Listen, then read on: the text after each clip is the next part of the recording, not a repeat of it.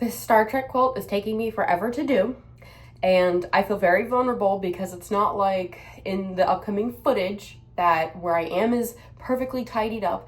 It's not like it's the best camera angle. You know, I'm trying to get it done. I'm trying to homeschool kids, be on top of the house stuff.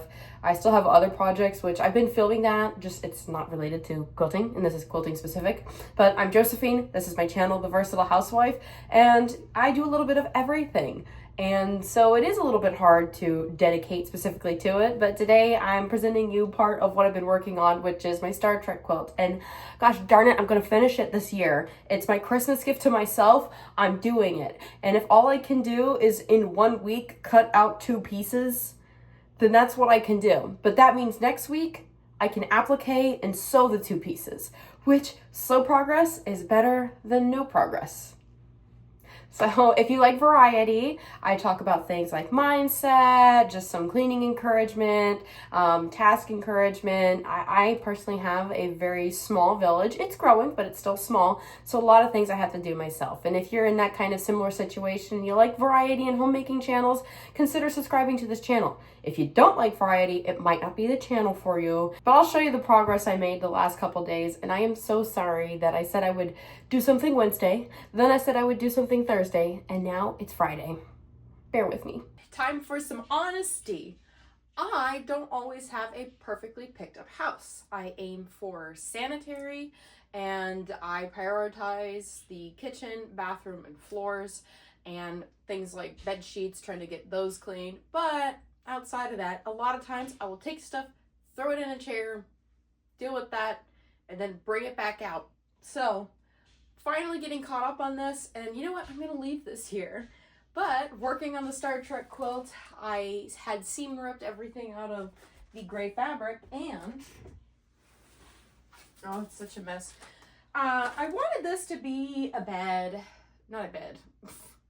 I wanted this to be a quilt for a king-size bed, because eventually my husband and I will do a king-size bed, and even if this never really becomes a staple for having on our bedroom bed, I just like the idea of having a very big blanket. So something that we have is a 7-foot wide beanbag chair, one of the memory foam ones, that we use when we put the projector on, and it's just nice. It seems like such a great fun kind of quilt and blanket to do, sorry, my hair went in my mouth, to do for like family snuggling while watching movies. I don't know, even if it's just me and my husband when kids are in bed or disinterested. It's just such a fun fan quilt. But yeah, I did iron this and then got really busy and threw it in a ball, so probably should iron it again. But I need to cut sections of this gray fabric out for these parts. Star Trek in gray. And I'm gonna write on it, so I'm gonna do appliques. And yeah, because I don't know any of the math and I kind of want to just get it done, I'm going to eyeball it. And since the way I drew it, I feel so goofy doing this. The way I drew it, I had it lined up with, it's about the same width as the border appliques. I'm going to use that as kind of my measurements for doing this. So whatever that is, I'm eyeballing it. Like, this is a no measurement quilt. So if you are getting into quilting and you are a beginner and the numbers scare you, the numbers scared me. And so I stopped worrying about the numbers really, for the most part. I try to line things up as best as I can, and I do it. And are my quilts perfect? Absolutely not. Every quilt that I have made is not like a perfect rectangle or square. But you know what? Especially with hand quilting, since I will be hand quilting this, I will not be machine quilting it. Since I'm going to just hand quilt this with time, and I'm going to do like stars and stuff, it's not like it's going to bunch up in a machine. And maybe that's something that you could do just to get started. And I would like to do some very nice quilts in the future, but with the amount of time that I have to be able to do my hobbies, and with the variety of hobbies that I have, it's just, I'm not going to get to the point where I'm doing really nice bedspread type quilts. What I'm going to be doing is like table runners, and I have practiced working with the table runners for a like fall themed one. I've done the free hand quilting, and I'm trying to work on doing that with the machine. I'll put in a little overlay so you can see what I'm talking about.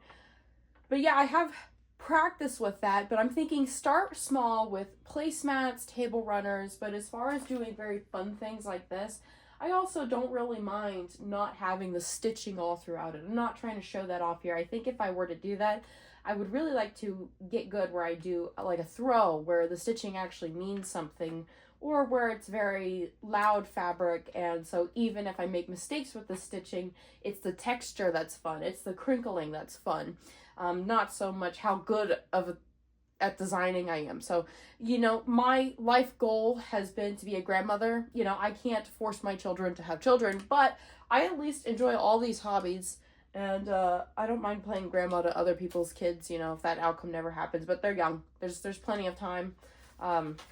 So I gotta work on my skills. Now the question is, am I actually going to iron this? I have no idea. My hair is crazy. It's like total rat nest season right now. I probably should brush it. I probably should do things, but my kids are good. I have to do school with them today. They're good right now. I want to get at least one piece cut. If I can get one piece cut, then I can just pin it and cut another piece in a bit. Well, when I get to it. Let's see here. Oh, how did this happen? Well, this is unfortunate. You know, I see him rip this to get space, and I don't even know how that ripped. That wasn't there before, so that must have happened. One of my kids being in here. No idea.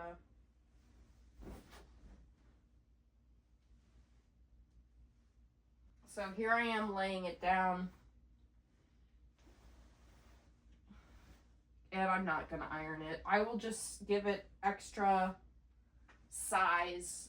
So like a quarter, I'll do like a 1/2 inch seam allowance to an inch seam allowance, as opposed to a 1/4 inch seam allowance, to preserve its integrity. No, it's right here.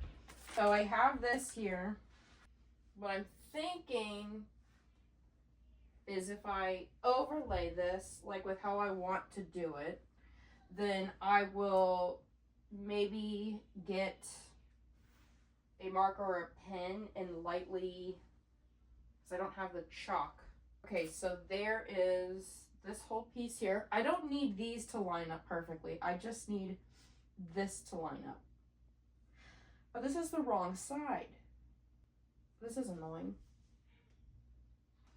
It's fine. I have this here. And I know that I have plenty where even if I don't perfectly lay this sheet out, it's not really going to affect it. Let's lay this out as if I was going to do it. I'm going to move everything up. I just want to get it done.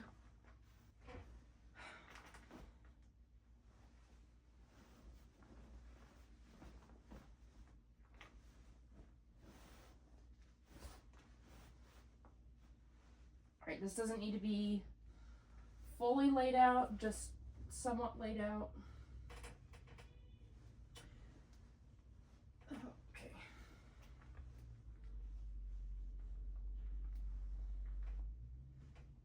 We established, just for measurement's sake, this isn't where it's going to go. It doesn't need to be fully there. It just needs to be, we're just going to move this over. We're just measuring it without measuring it. So now I need to figure out how much space is going between these two. So I think this is not tilted enough. This is definitely going to buckle when I get to the point of doing it.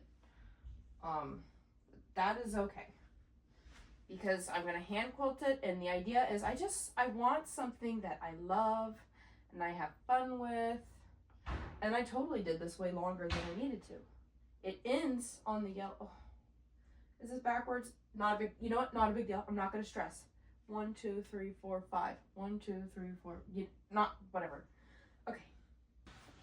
Okay. We'll use this. It's the same size. I need this much space between these two. Oh, it's coming together. Oh, it's coming together. Okay.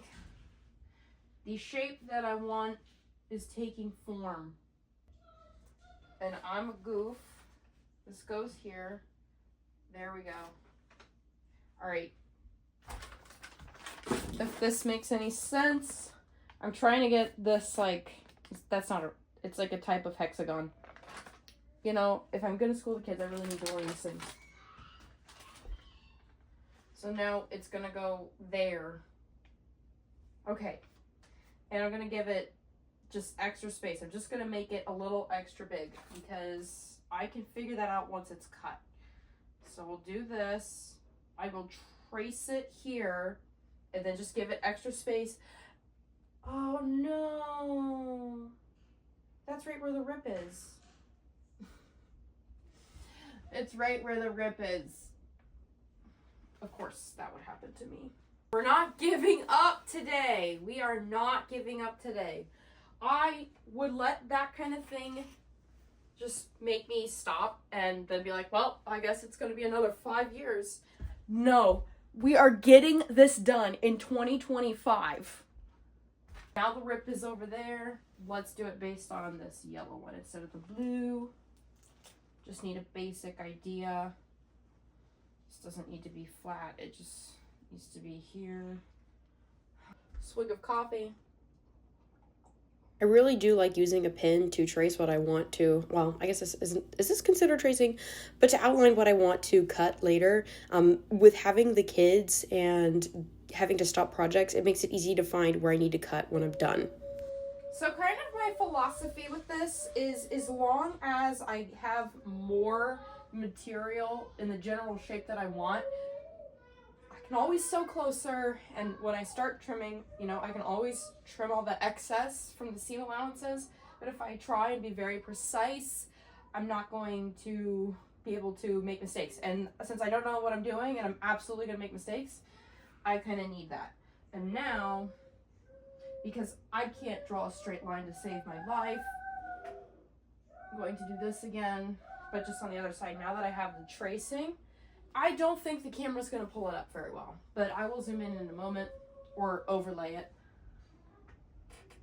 And again, doing this. So now I can do this side. And when I go to cut this piece, I'm going to cut on the outside of it, and it's absolutely, I'm very confident it's using more material. I'm very confident it's using more material than it actually needs. So now I have this piece, finally. Oh, I'm making progress. It's slightly wonky. I'm gonna hand quilt it, I don't really care. So I don't work in perfect conditions. I'm going to cut that piece out of this, and I got my oldest, he's doing schoolwork next to me. So, I mean, I need to figure out where I left it off, but I was hoping to get it done the other day when I was filming outfit change. New day. Found it! Alright. No, you got 3 more to go. Zudge. Zudge. Yeah, we'll keep finding the. Zush.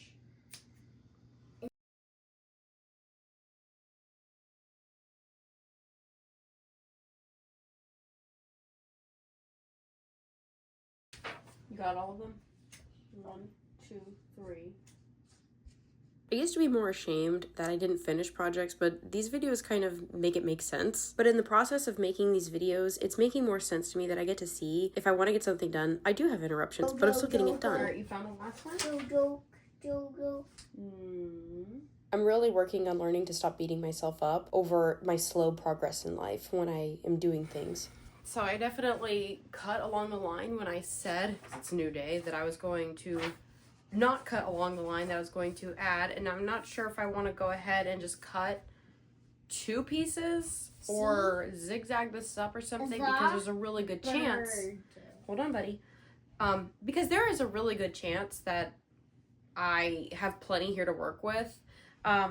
But I don't really have a whole lot of things I'll be using this color for. So I'm kind of thinking that I can just get 2 slices of this, and now this becomes scrap fabric. because although I'm not aiming for perfection, that would be pretty shoddy work to just have like weird random zigzag stitching right there trying to hold it together, where it is a little bit more of a fray risk. So I'm gonna iron it, and I'll figure out what I'm gonna do after I iron it. I'm excited not bump into the monster. Why would you bump into the monster? This is realism crafting day, so I think I will do 2. I'm honestly just gonna leave it here and just trace it with the scissors basically.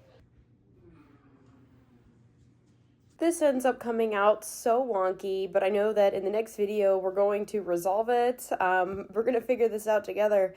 I'm gonna line it up with the rest of the quilt and straighten it out after that, but this is why I work with more as opposed to less fabric. I'm not gonna worry about that. I will let putting it in the quilt even it out. Do you see how uneven that is? Mommy! I'm gonna do a second one, but I'm not gonna film that.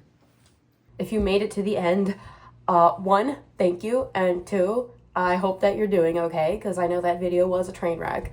And 3, if you find any of that style of working through a project relatable, please, do you mind sharing in the comments section, like maybe an example of a project that just seemed to take forever and the relief that you felt when it was finally done? Because I'm looking forward to that dopamine hit, the serotonin rush, when it's finally done, because I know that it's going to happen. It's not happening right now, and even still, like, it's like, oh, I wanted to get that sewed on within the time frame that I had to do this video, but just a whole bunch of other stuff came up, and then prioritizing my family, obviously, and that didn't happen. But I still got something done, and you know what? I'm gonna relish in the feeling of I got something done. I didn't just not work on it at all. And again, as I said, I actually do have a little bit more done, like more cut out in the background. I just have to actually do the stitching on it for Star Trek, and then I have to sew it on. But I didn't film the rest of the cutting out the more pieces. But yes, thank you for sticking along. If you like this video, you know, give it a thumbs up. And yeah, if you want to follow along to see the progress of the Star Trek quilt, hit that subscribe button. It's been a pleasure having you around. Have a wonderful rest of your day. Bye.